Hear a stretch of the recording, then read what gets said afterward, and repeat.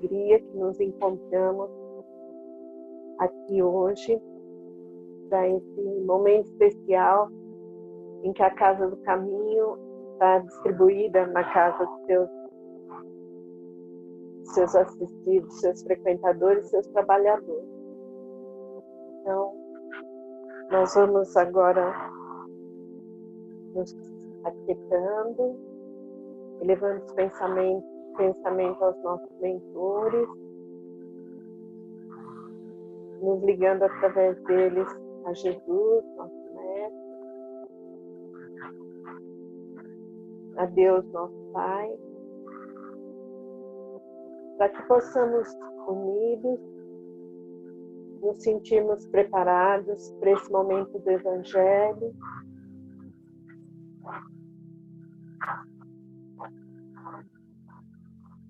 E possamos ter um alcance bem grande, pois sabemos que onde existe o Evangelho é um ponto de luz no caminho que leva a Jesus. Esse é um momento que estamos vivendo bem delicado, mas que estamos tendo a oportunidade de aproveitar o desenvolvimento da ciência para nos encontrarmos mesmo estando em casa.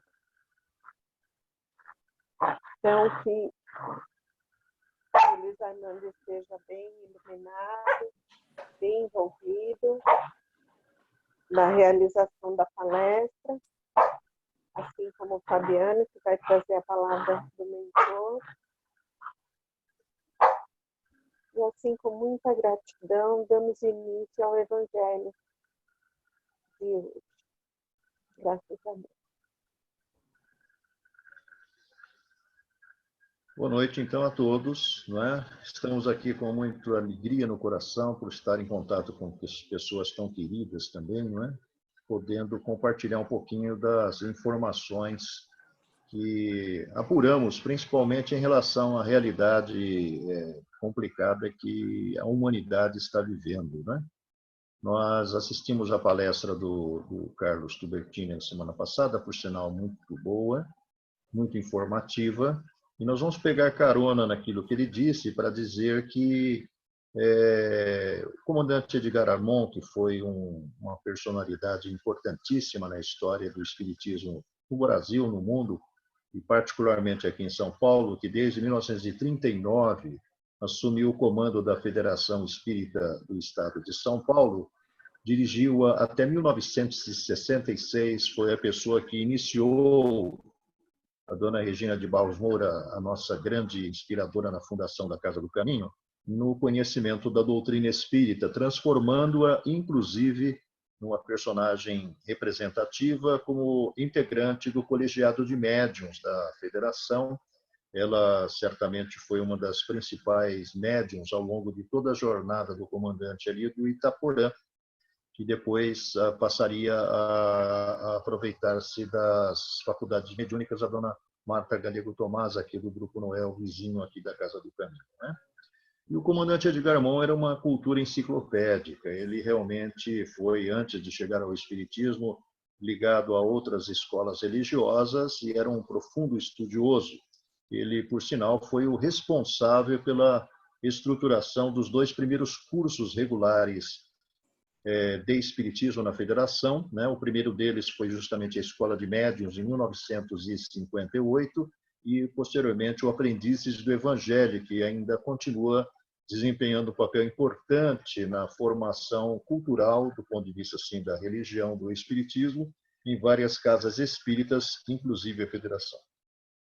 O comandante, por problemas de saúde, em 1966, afastou-se da Federação. É o momento, inclusive, que a dona Regina também afastar-se-ia, para nascer logo em seguida a Casa do Caminho, em 1971, né? E o comandante inspirou a formação, a partir também do início dos anos 70, da Aliança Espírita Evangélica, que é uma estruturação importante que influencia milhões de pessoas no estado de São Paulo até o Paraguai, não é? E ele, em 1978, publicou um livro intitulado A Hora do Apocalipse. Ele é um dos poucos espíritas kardecistas que teve assim a coragem de enfrentar um desafio tão grande quanto aquele de justamente fazer um estudo aprofundado a respeito do Apocalipse. Apocalipse, todo mundo que conhece um pouquinho de Bíblia sabe que é o último dos livros e foi um livro que, na realidade, teria sido resultado de um encontro de João, evangelista já com mais de 90 anos, com Jesus, em desdobramento, porque era uma das faculdades mediúnicas que o evangelista João era dotado, né? Então, o que aconteceu foi que Jesus fez um prognóstico a respeito da era que começava e que está terminando agora, com certeza, né? Tudo indica, a gente vê pelo próprio Livro dos Espíritos, questão 1019, que, na realidade, a paz, a felicidade haverão de reinar na Terra, só que tem que fazer uma triagem de valores, né? O Jesus, no último encontro que teve com seus seguidores, logo após a saída do templo, momento em que os seus seguidores chamam a sua atenção justamente para a beleza daquela construção arquitetônica, e Jesus volta-se para ela, fala que realmente não ficaria pedra sobre pedra que não fosse assim derrubada, né? Assustou o pessoal. Eles seguiram em frente, foram até o horto, né? E ali desdobra-se um diálogo muito interessante.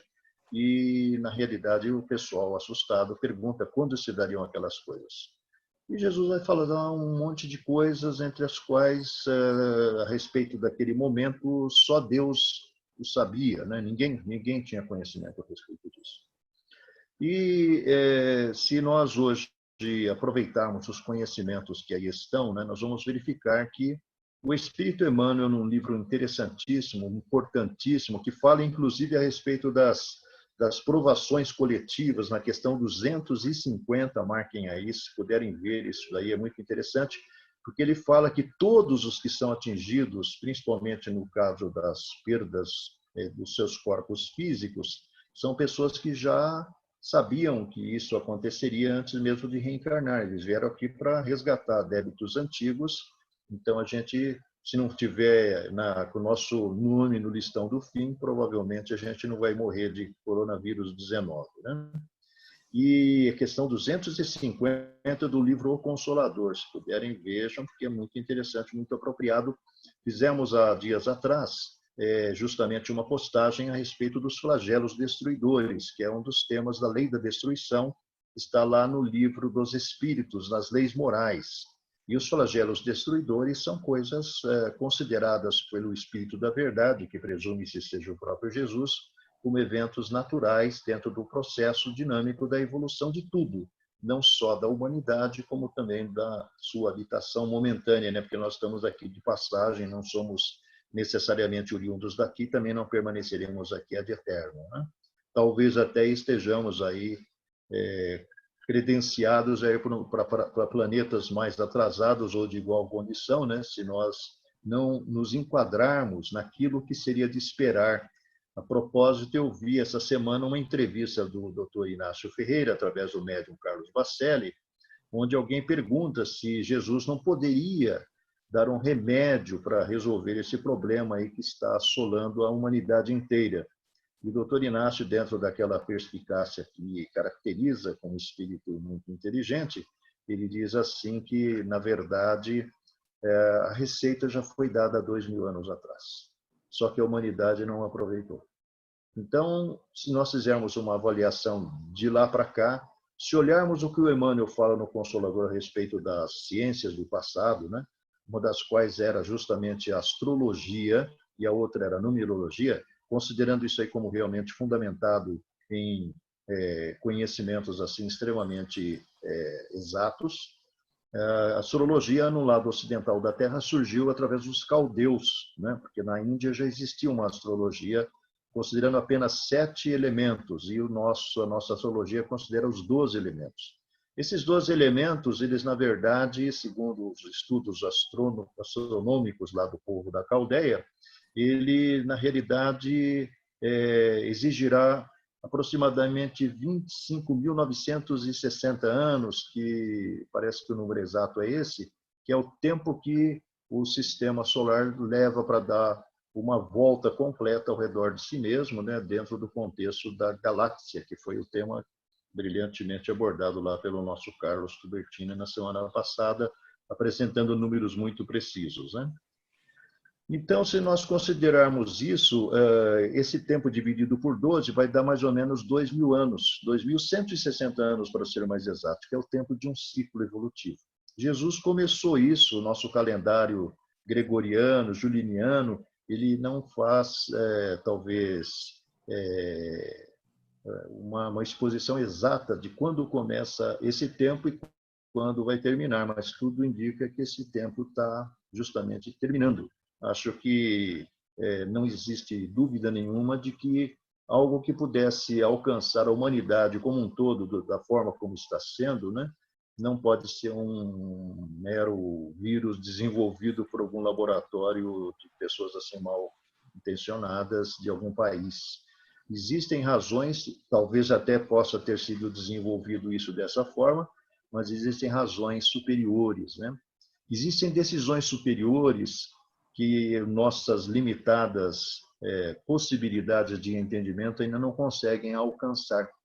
Nós fizemos também uma postagem no blog As Revelações da Revelação, pouco antes dessa, sobre os flagelos destruidores, questionando se aproveitaremos a situação que aí está para crescermos espiritualmente, né? E isso não vai terminar semana que vem, infelizmente. Muita gente provavelmente seja, de uma certa forma, alcançada por isso, economicamente, fisicamente, espiritualmente, moralmente, né?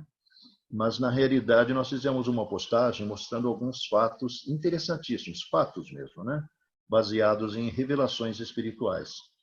Um desses fatos, a gente costuma citar justamente em algumas palestras, porque envolve um rapaz aqui de Santo André, que acho que em 1981 perdeu a vida numa discussão na saída de uma balada de sexta para sábado na cidade de Cuiabá.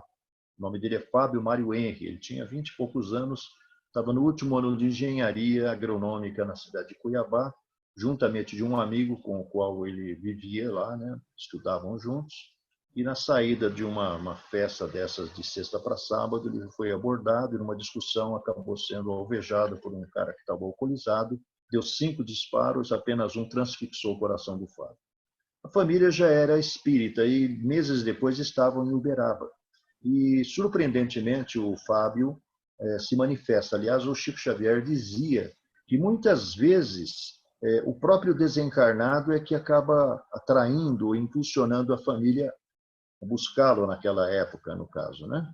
Para justamente obter notícias. E o Fábio vai dar uma mensagem que está num livro interessante chamado Assuntos da Vida e da Morte. Tem outras mensagens fabulosas lá, recebidas pelo incrível Chico Xavier. E, na realidade, o que acontece é que o Fábio vai falar, agradecer à família por não ter tentado ir à forra contra o seu agressor, porque aquele cara tinha arrumado já para si mesmo, ele iria enfrentar as consequências dos seus atos. Como dissemos, a família já era espírita.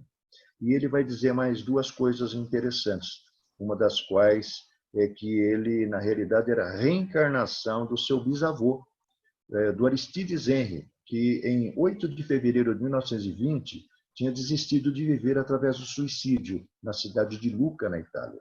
Se a gente analisar que naquela reunião, certamente a família nem lembrava, talvez nem conhecesse a história do bisavô lá, da família do ancestral, né?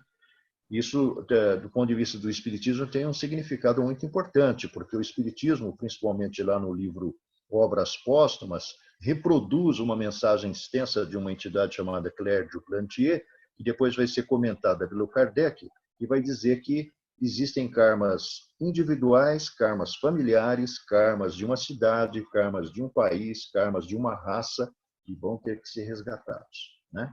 Então, ali, o Kardec vai depois desdobrar alguns raciocínios, dizendo que nós acompanhamos o núcleo familiar de que fizemos parte outrora para que continuemos a dar continuidade ao nosso processo evolutivo, talvez invertendo papéis.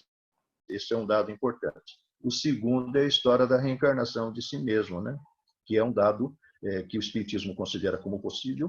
O Emmanuel, naquele livro há 2.000 anos, vai dizer-se neto de si mesmo. O Públio Lentulus Sura neto do Públio Lentulus Cornélios, que foi um ancestral que, inclusive, teve uma participação política importante lá na história de Roma, na época de Sérgio Catilina, que foi um cara que fez algumas confusões na história. E o Emmanuel, quando vai ao encontro de Jesus, ele estava ensimismado, mergulhado nas lembranças dos sonhos que tinha tido recentemente, onde ele viu uma discussão política e, na verdade, ele se identifica como sendo aquele cara que está lá discutindo com o Sérgio Catilina, que é justamente o avô dele mesmo, que é ele mesmo, né? Em outras palavras. Então, a reencarnação tem essa possibilidade extraordinária. Esse foi o primeiro dado interessante. O segundo dado, em 1965, Chico Xavier e Valdo Vieira haviam retornado de uma excursão pelos Estados Unidos e Europa, financiada por espíritas radicados lá ou aqui, e que, na verdade, objetivavam fazer uma aproximação para que os médiuns brasileiros tivessem uma noção do que era o espiritualismo norte-americano e o espiritualismo europeu. Nesse retorno, o Chico vai fazer uma pergunta a Emmanuel que ele contaria numa entrevista em 1972, quando um programa que tinha na Rádio Mulher, uma rádio que aqui poucas pessoas devem lembrar, todo sábado às 7 horas da noite tinha um programa intitulado No Limiar do Amanhã, onde o professor Herculano Pires era justamente o foco, porque o professor Herculano era tudo de bom em termos de conhecimento filosófico, histórico, tradutor das obras de Kardec, uma consciência também iluminada, um espírito também com conhecimento enciclopédico. E ali o Chico vai falar assim, que quando eles retornaram, o Chico perguntou onde teria ido parar todo aquele grupo de espíritos que haviam, na realidade, ajudado Kardec a compor o Espiritismo.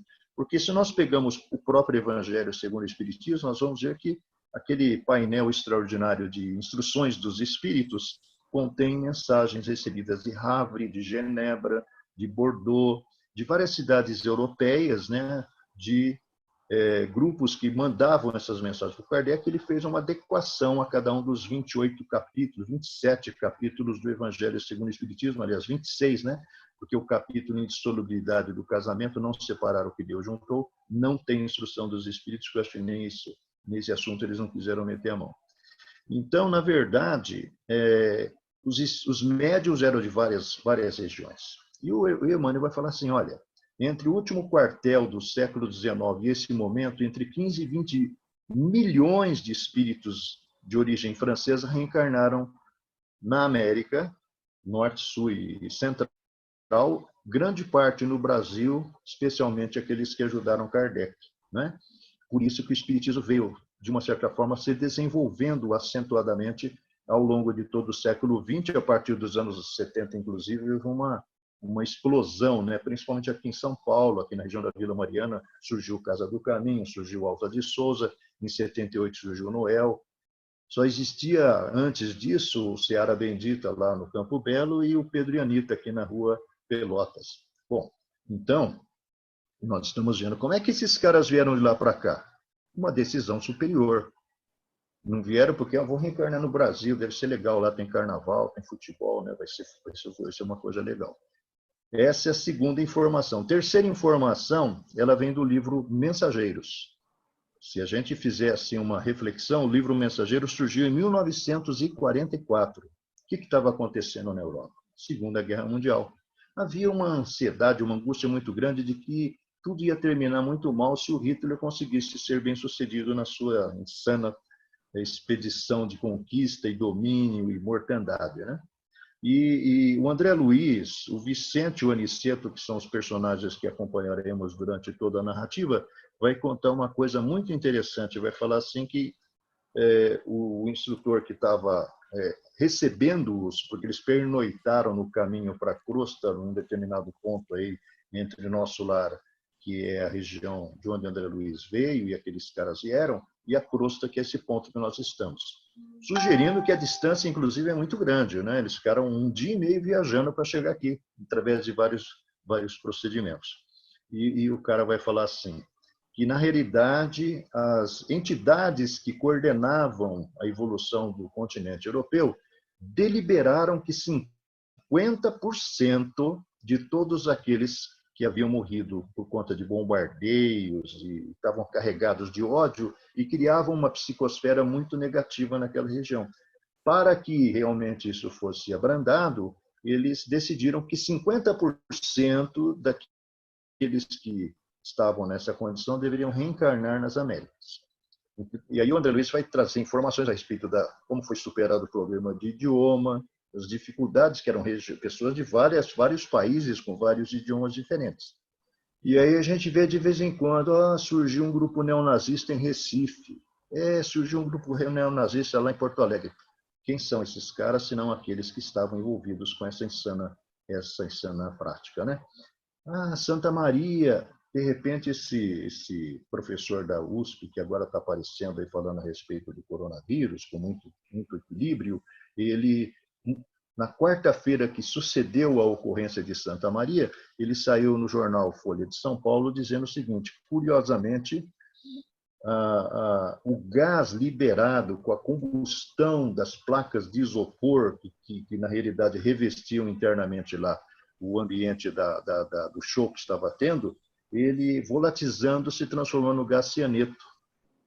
O gás cianeto era o gás que era utilizado para dar os banhos nos prisioneiros de guerra. É só assistir a lista de Schindler, não é? Eles tomavam um banho de água, em seguida vinha o gás e matava todo mundo asfixiado em menos de 5 minutos.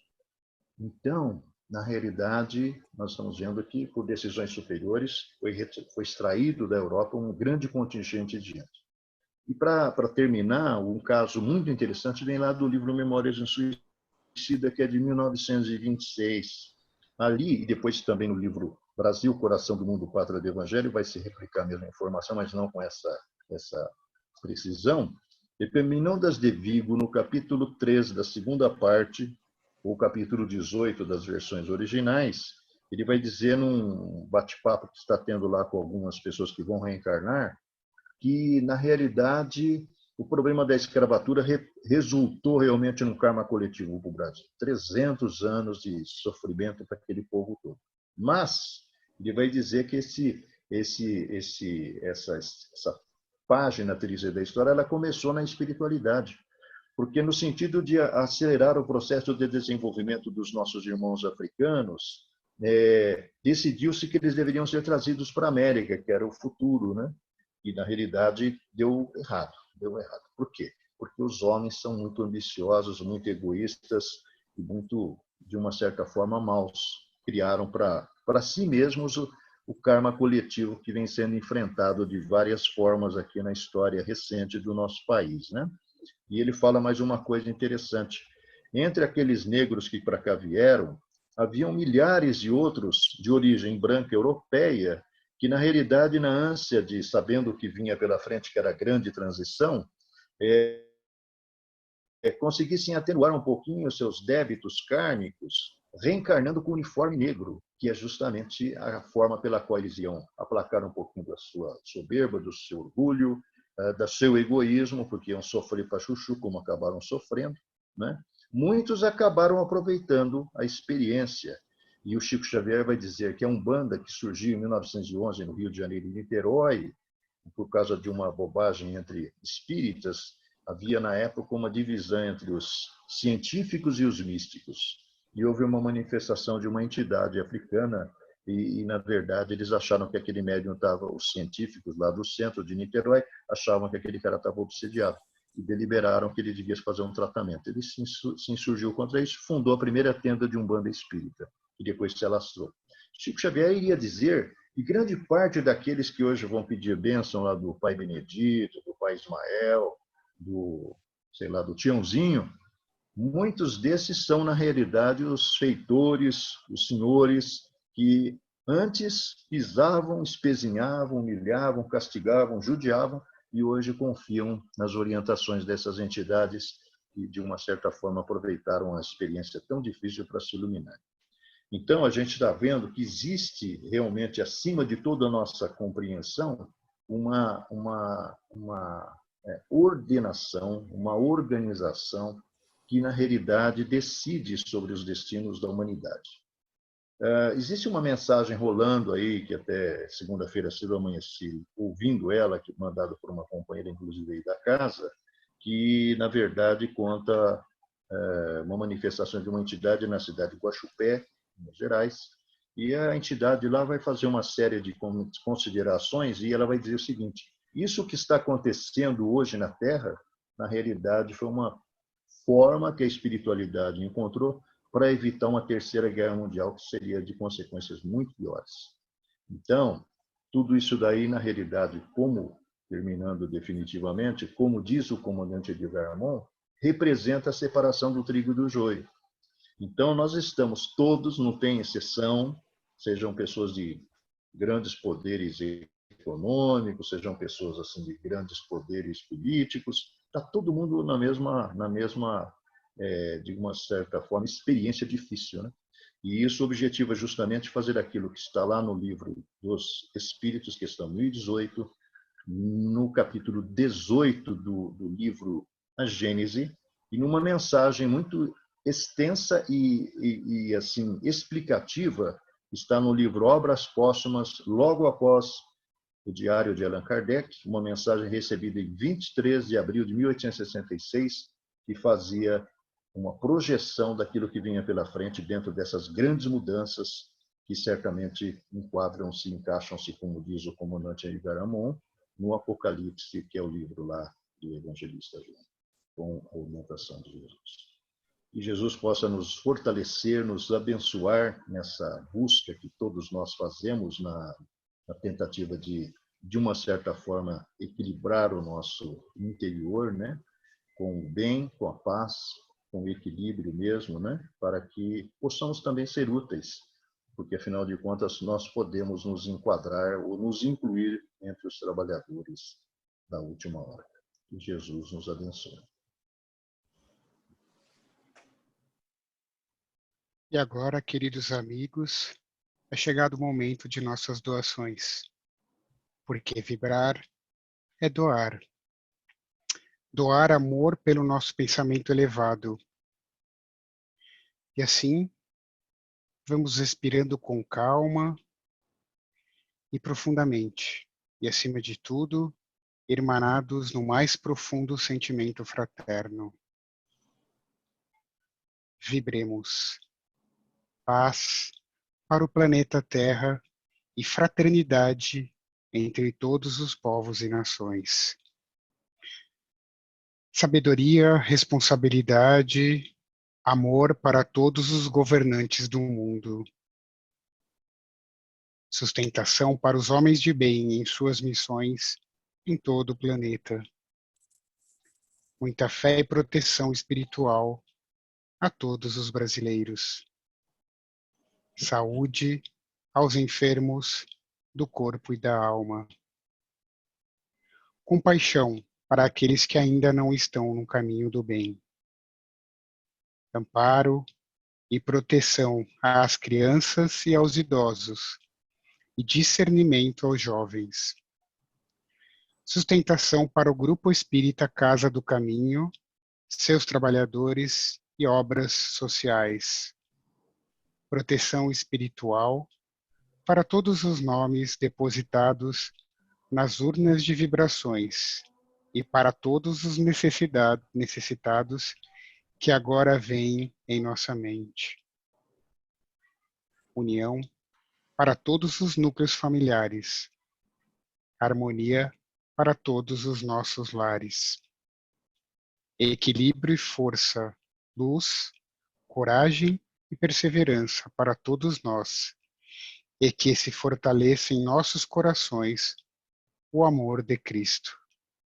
Que assim seja, graças a Deus.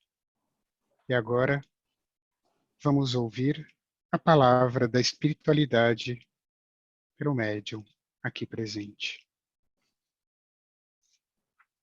Não?